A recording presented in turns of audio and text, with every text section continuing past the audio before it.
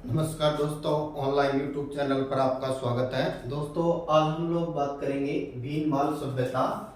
और ये जो भीनमाल सभ्यता है, इस सभ्यता का संबंध जिस जिले से है उस जिले का नाम है जालोर। दोस्तों, जालोर जो जिला है, इस जिले का नाम जाल प्लस लोर।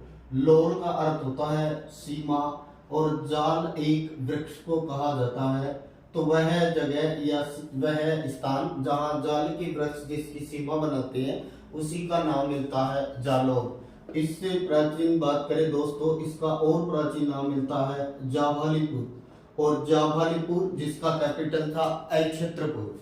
बात करें दोस्तों भीनमाल सभ्यता, इस भीनमाल सभ्यता का दूसरा नाम मिलता है श्रीमाल सभ्यता। और दोस्तों याद करिएगा, इसी सभ्यता को एक और नाम दिया जाता है, इसे बोलते हैं पुष्पमाल सभ्यता। और इस सभ्यता को और भी नाम दिया जाता है, इसे बोलते हैं श्रीमाल सभ्यता, पुष्पमाल सभ्यता। इसके अलावा इसको बोलते हैं भिल्लमाल सभ्यता। तो भिल्लमाल सभ्यता का संबंध भी इसी से है। इसी को दोस्तों करोड़पतियों की नगरी, करोड़पतियों की नगरी के रूप में जाना गया। करोड़पतियों की नगरी के नाम से भी इसे जाना गया, इसीलिए इसको हेनसांग ने लिखा है इसको पीलो मोलो, पीलो मोलो, पीलो मोलो के नाम से इसको किसने लिखा है? हेनसांग ने। दोस्तों, हेनसांग एक चीनी यात्री था। ये 629 में भारत आया, 645 में ये भारत से चला गया। हेनसांग राजस्थान में दो जगह आया, ये विराटनगर आया और विराटनगर को इसने पार यात्रा लिखा है। इसके अलावा ये भीनमाल गया और भीनमाल को इसने पीलो मोलो लिखा है। पीलो मोलो का अर्थ होता है करोड़पतियों की नगरी। दोस्तों, हेनसांग ने लिखा है कि ये जो भीनमाल नगरी थी, इसके 84 द्वार थे। अर्थात भीनमाल नगरी के 84 द्वार बताए हैं हेनसांग ने। और ये जो भीनमाल जो सभ्यता है, जिसका हेनसांग ने जो वर्णन किया है, इस सभ्यता का जो उत्खनन करता है वो माना जाता है आर.सी. अग्रवाल। आर.सी. अग्रवाल ने इस सभ्यता का उत्खनन करता व खोज करता दोनों माना जाता है। सन मिलेगा 1953-54। आर.सी. अग्रवाल मतलब रतन चंद्र अग्रवाल।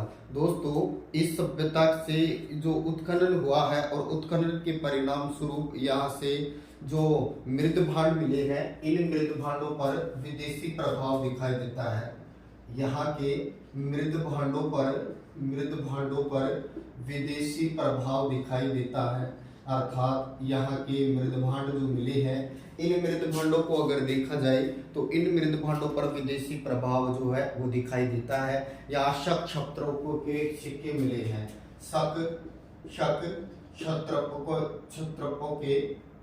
क्षत्रपों के क्या मिले हैं? यहाँ से सिक्के मिले हैं। इस जगह से शक क्षत्रपों के सिक्के मिले हैं। द्विहत्ती सुराही मिली है, यहाँ से द्विहत्ती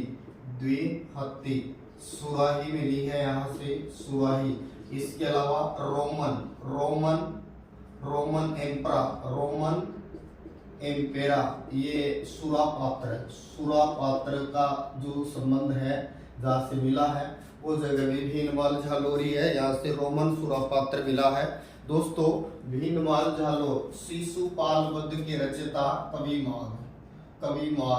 कवि माघ की ये जन्म स्थली है। और ब्रह्म जो स्फुट जो सिद्धांत है, जिनके प्रतिपादक है ब्रह्मगुप्त का भी इस जगह से संबंध है।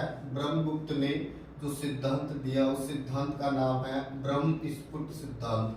और ये जो सिद्धांत जो दिया ब्रह्मगुप्त ने, इसका संबंध जिस जगह से है वो जगह भी भीनमाली है। और कवि माघ जिनके द्वारा लिखा गया ग्रंथ है शिशुपाल वध की रचयिता कवि माघ का संबंध भी जिस जगह से है वो भीनमाल झालोरी है। दोस्तों, भीनमाल सभ्यता की खोज आर.सी. अग्रवाल ने 1953-54 में की।